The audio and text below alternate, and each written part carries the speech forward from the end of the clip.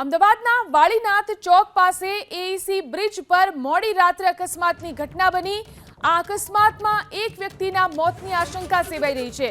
સૂત્રોના મતે આઈએમ તરફથી પૂર ગતિએ આવેલા થાર કારના ચાલકે સ્ટીયરિંગ પરથી કાબુ ગુમાવ્યો, જેના કારણે થાર બ્રિજના છેડે દિવાલ સાથે ધડાકાભેર ટકરાઈ અને આગળનું ટાયર પણ નીકળી ગયું।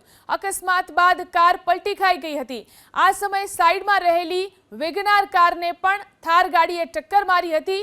બનાવના પગલે મોડી રાત્રે પોલીસનો કાફલો ઘટનાસ્થળ પર પહોંચ્યો હતો।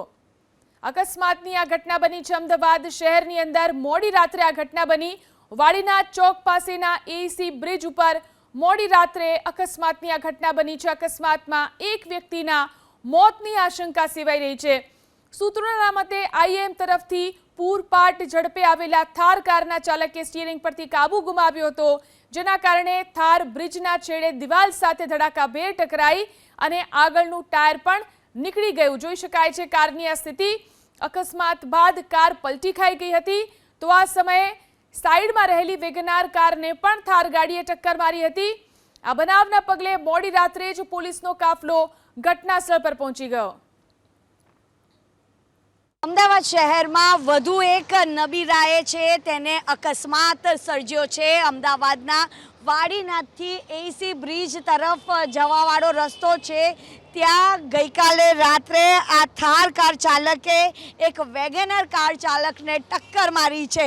આપ જોઈ શકો છો આ થારની હાલત કેટલી કફોડી જોવા મળી રહી છે, કારણ કે બેફામ બનેલો જે નબીરો હતો તે ઓવર સ્પીડમાં આ થાર ગાડી લઈને આવ્યો હતો અને ત્યારે જ આ જે અકસ્માત છે તે સર્જાયો હતો। જોકે આ અકસ્માતમાં એકનો જીવ ગયો હોય તેવી આશંકા અહીંયા આગળ જોવા મળી રહી છે। જોકે શહેરના વાળીના ચોક પાસે આ એઈસી બ્રિજ ઉપર મોડી રાત્રે આ અકસ્માતની ઘટના બની હતી। આ જે થાર ગાડી હતી તે આઈઆઈએમ તરફથી આવતી હતી અને ઓવર સ્પીડ હોવાના કારણે તેના સ્ટીયરિંગ પરથી કાબુ ગુમાવતા આ થાર છે તે બ્રિજના છેડના જે દિવાલ છે તેમાં ધડાકાભેર ટકરાતા પલટી ખાઈ ગઈ હતી અને જે રીતે ઓવર સ્પીડ હોવાના કારણે તેનું જે આખું પૈડું હતું તે આ પૈડું પણ બહાર નીકળી ગયું હતું અને બીજું પૈડું હતું તે પણ પંચર પડી ગયું હતું અને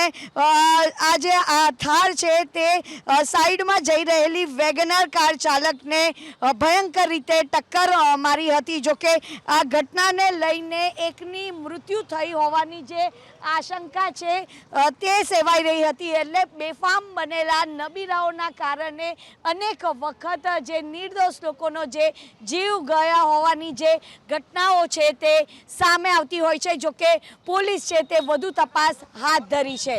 કેમેરામેન નૈનેશ ગોરિયા સાથે રાજલ બારોટ, એબીપી અસ્મિતા, અમદાવાદ।